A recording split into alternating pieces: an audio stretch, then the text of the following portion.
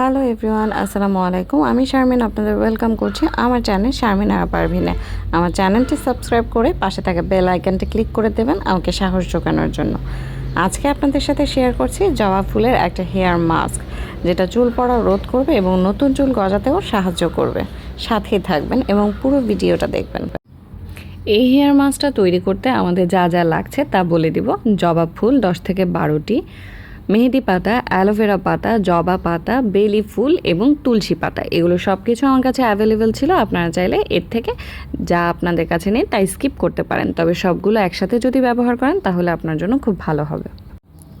জবা ফুল চুল পড়া কমাতে সাহায্য করে, নতুন চুল গজাতে সাহায্য করে, অ্যালোভেরা চুলের আর্দ্রতা ধরে রাখে এবং চুলকে সফট করে, মেহেদি চুলের ন্যাচারাল কালার আনে এবং মাথা ঠান্ডা রাখে, তুলসী খুশকি দূর করে এবং দ্রুত চুল লম্বা করতে সাহায্য করে এবং মাথার ত্বককে হাইড্রেট রাখতেও সাহায্য করে।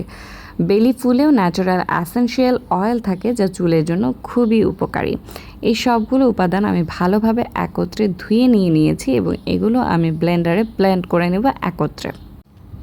জবা পাতা দিয়েও কিন্তু আপনারা একটা ন্যাচারাল শ্যাম্পু তৈরি করতে পারেন, এটা আমার চ্যানেলে দেওয়া আছে, আপনারা চাইলে দেখে নিতে পারেন।